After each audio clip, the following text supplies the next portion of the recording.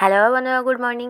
আশা করি তোমরা সবাই খুব ভালো আছো। আমিও খুব খুব খুব ভালো আছি। অর্পিতা ডেইলি লাইফস্টাইলের নতুন একটা ব্লগে তোমাদেরকে অনেক অনেক স্বাগত। আজকের সকালটা বেশ অনেকটাই অন্যরকম ছিল। আজকে হচ্ছে 14ই জুন।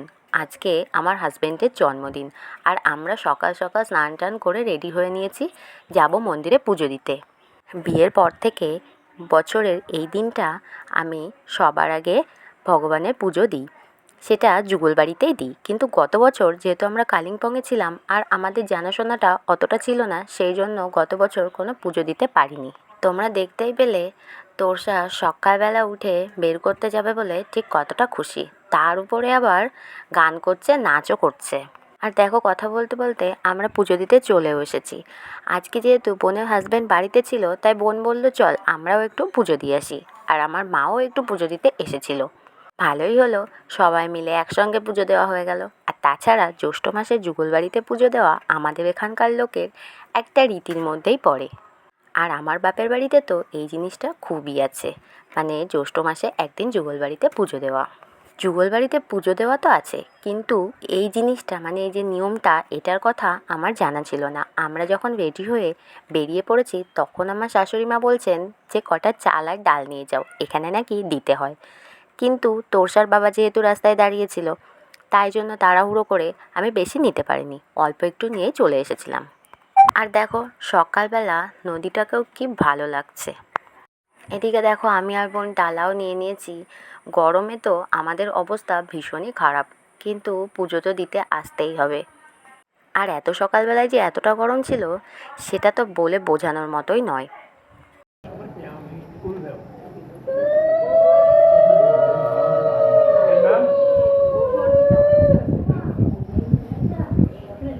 দেখো, আমাদের পুজো দেওয়া প্রায় কমপ্লিট হয়ে গেছে।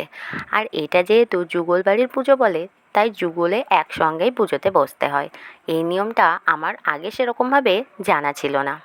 আর যুগলবাড়িতে কিন্তু খুব সুন্দর করে পুজোটা দেওয়া হয়।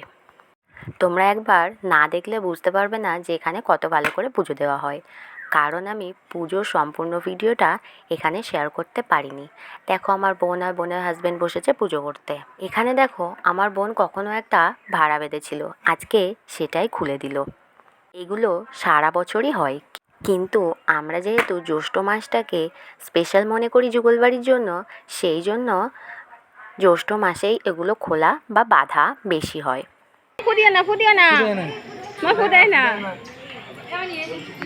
তোরসার কাণ্ডটা দেখেছো? মোমবাতি জ্বালানো দেখলেই ও মনে করে জন্মদিন, মোমবাতিটা নেভাতে যাচ্ছিল। আজকে আমিও ঠাকুরের কাছে পুজো দিয়ে কিছু একটা মানত করলাম, কিন্তু এখন সেটা তোমাদের সঙ্গে শেয়ার করব না। যখন আমি সেটা পেয়ে যাব তখন অবশ্যই তোমাদের সঙ্গে শেয়ার করব। এদিকে দেখো, তোরসা আবার দুষ্টুমি খেলাধুলা শুরু করে দিয়েছে। ওর যা কাজ, সারাদিন তো দুষ্টুমি পেলে ও আর কিছুই চায় না। পুজো দেওয়া তো শেষ, বাড়িতে আজকে ছোট্টখাট্টো একটু খাওয়া দাওয়ার আয়োজন করেছি। কদিন ধরে তোরসা গরমে ভীষণই কষ্ট পাচ্ছিল, তাই ভাবছিলাম তোরসাকে টাক করিয়ে দেব, কিন্তু ও কিছুতেই রাজি হচ্ছিল না। তাই অনেক ভুলিয়ে ভালিয়ে ওর কাকাই আর ওর বাবাই মিলে আজকে সেই অসাধ্যটা সাধন করেই ফেললো। সব কাজ তো কমপ্লিট, আর রান্নাবান্নার ভিডিও তোমাদের সঙ্গে সেরমভাবে শেয়ার করা হয়নি। আজকে রান্না হয়েছিল আমাদের বিরিয়ানি, আর তার সঙ্গে আমার হাজব্যান্ড একটা চাটনি বানিয়েছিল, সেটাও ভীষণ টেস্টি হয়েছিল।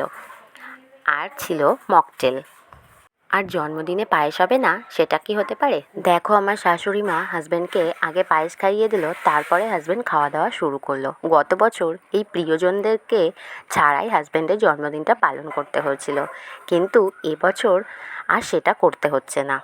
প্রিয়জনদের ছাড়া কোনো একটা স্পেশাল মুহূর্ত কাটানো যে কতটা কষ্টের, সেটা একমাত্র যারা কাটায় তারাই বলতে পারবে। খাওয়া দাওয়ার পরে আমি একটু ছোট্ট করে বেলুন দিয়ে এখানে একটু সাজিয়ে নিয়েছিলাম। সন্ধ্যাবেলায় একটু কেক কাটবো, আর তার আগে মেলায় যাব, সেই জন্য সব সাজিয়ে রেডি করে গেলাম। মেলায় তো চলে এসেছি, আর মেলায় যে এত পরিমাণ ভিড় সেটা বলে বোঝানোর মতো না। আর তার মধ্যে গরম, আর এরকম বাচ্চা, ছোট ছোট বাচ্চা নিয়ে আসা যে কী কষ্টের, সেটা তো আমরা ছাড়া আর কেউ বুঝবে না। মেলায় এসে কী দেখাবো আর কী দেখাবো না, এটা ভাবতে ভাবতেই বেশ অনেকটা সময় চলে যায়। আমরা যেহেতু স্কুটিতে করে গেছিলাম, সেই জন্য মেলার আগে মানে যুগলবাড়ির আগের বেশি ভিডিও তোমাদের সঙ্গে শেয়ার করতে পারিনি। আর দেখো এখন আমরা ঢুকছি যুগলবাড়িতে। সত্যি কথা বলতে যুগলবাড়ি আসলে মনটা যেন এমনিতেই শান্ত হয়ে যায়।